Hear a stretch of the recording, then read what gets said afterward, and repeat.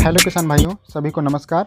मैं हूं पंकज मौर्य और आज मैं जो किसान भाई मक्का की खेती करते हैं या करना चाहते हैं उनके लिए एक ख़ास वीडियो लेकर आया हूं, जिसमें मैंने लगभग सभी महत्वपूर्ण बातों को लेकर बातें की हैं। और इस वीडियो में आपको बहुत ही ज़्यादा जानकारी मिलेगी। बस आपसे यही गुजारिश है कि यदि आप सही जानकारी और पूरी जानकारी चाहते हैं तो वीडियो को पूरा देख लीजिएगा, आपके सभी सवालों के जवाब ज़रूर मिल जाएंगे। तो आज इस वीडियो में मैं मक्का की फसल में शुरू से लेकर अंत तक पूरी जानकारी देने वाला हूं, वह भी जो बेहद ज़रूरी जानकारी है उनकी। जैसे मक्का में भरपूर दाने कैसे पाएँ, खाद क्या डालें, कब डालें, बुआई कब करें, खरपतवारों को कैसे हटाया जाए, बीज की मात्रा कितनी रखी जाए, वैरायटी कौन सी लें जो अच्छा उत्पादन दे, उपज उसकी कितनी होगी और बुआई कैसे करें। इस तरह की सभी जानकारी आज इस वीडियो में आपको मिल जाएंगी। तो भाइयों, अच्छे भुट्टे पाने के लिए और अधिक उत्पादन के लिए मक्के की बुआई करते समय बेसल डोज ज़रूर डालें, क्योंकि जितनी भी हाइब्रिड मक्का की प्रजातियां होती हैं उनको उर्वरकों की ज़्यादा ज़रूरत पड़ती है, तभी वह अच्छा उत्पादन दे पाती हैं। तो बेसल डोज के रूप में बुआई के समय 20 से 25 किलोग्राम यूरिया, 65 से 70 किलोग्राम DAP और 30 से 35 किलोग्राम पोटास प्रति एकड़ ज़रूर दें। संभव हो तो 100 से 150 कुंटल गोबर की खाद अच्छी सड़ी हुई हो उसे बुआई से 8 से 10 दिन पहले खेत में ज़रूर मिलाएं, या फिर 14 से 15 कुंटल वर्मी कंपोस्ट को प्रति एकड़ डालें। वर्मी कंपोस्ट का रिजल्ट मक्का में ऐसा आता है कि आप भुट्टे देखते रह जाएंगे।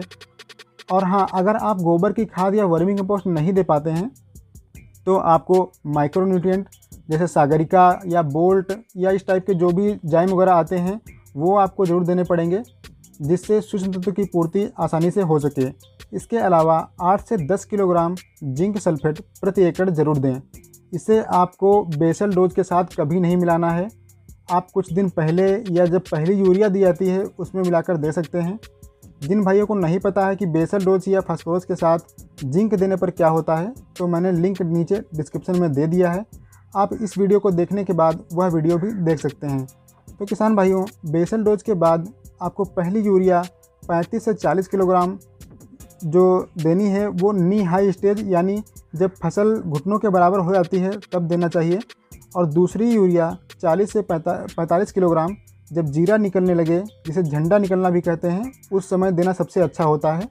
मक्का की फसल को हमेशा लाइनों में बोएं, जिससे दो फायदे होते हैं। पहला फ़ायदा यह होगा कि मक्का की निराई गुड़ाई करने में बहुत आसानी हो जाती है और आप चलकर फसल के अंदर भी जा सकते हैं, जिससे खाद देने या दवाई इत्यादि का स्प्रे करने में दिक्कत नहीं होती है। और दूसरा फ़ायदा ये होता है कि कतार में होने के कारण तेज़ हवाएं भी आसानी से पार कर जाती हैं, जिससे फसल गिरने से बच जाती है और सभी पौधों को समान पोषक तत्व भी मिलते हैं। यदि दीमक की समस्या आती है तो आखिरी जुताई में आप 5 किलोग्राम प्रति एकड़ रीजेंट ज़रूर मिला लें। किसान भाइयों, मक्का के अधिक उत्पादन के लिए आपको जो फसल की लाइन से लाइन की दूरी 45 सेंटीमीटर और पौधे से पौधे की दूरी 20 सेंटीमीटर रखनी होगी, जिससे जो भुट्टा आता है बहुत ही कमाल का होता है। मक्का की फसल में अच्छी पैदावार लेने के लिए फसल में खरपतवार बिल्कुल ना होने दें।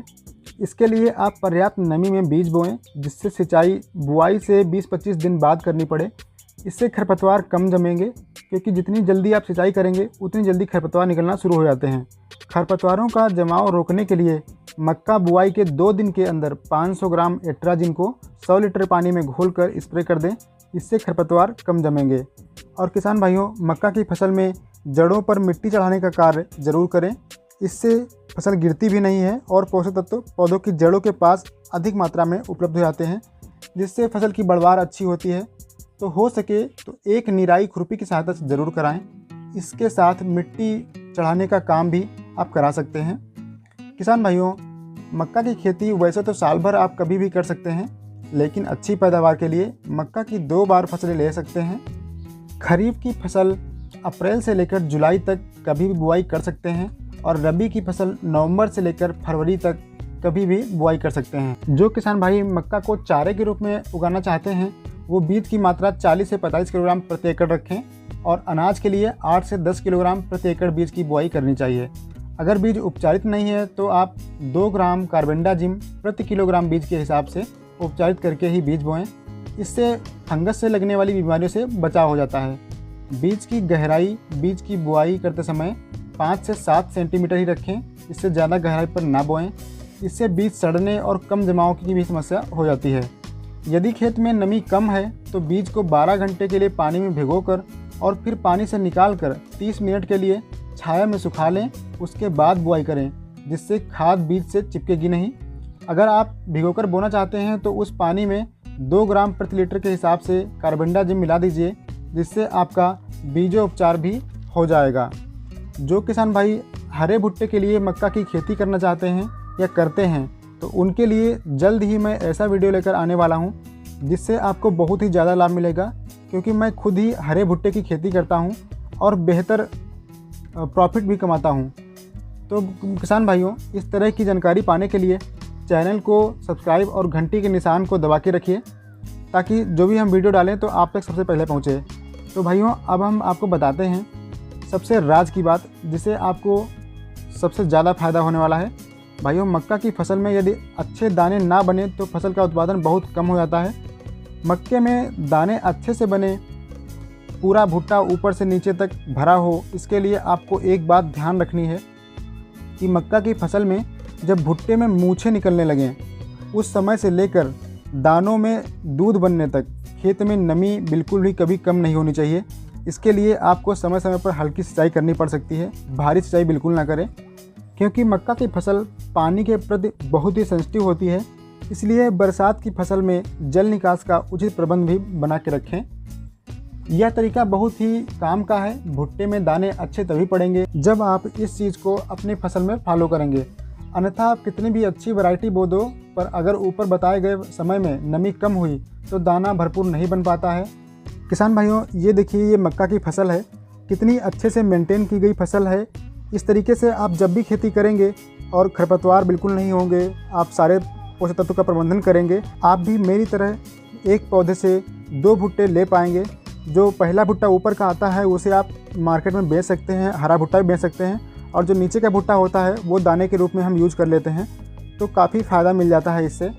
तो चलिए अंत में बात करते हैं अच्छी हाइब्रिड वैरायटी की।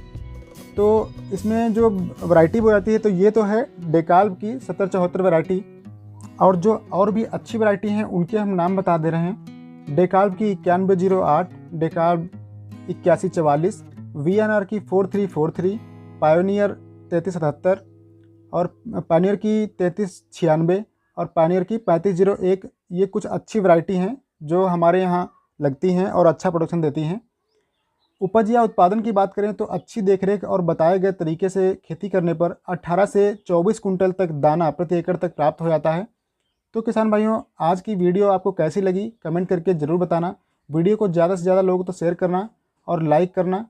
चैनल को सब्सक्राइब करना मत भूलिएगा। मिलते हैं किसी अगले वीडियो में, तब तक के लिए नमस्कार। जय हिंद किसान भाइयों।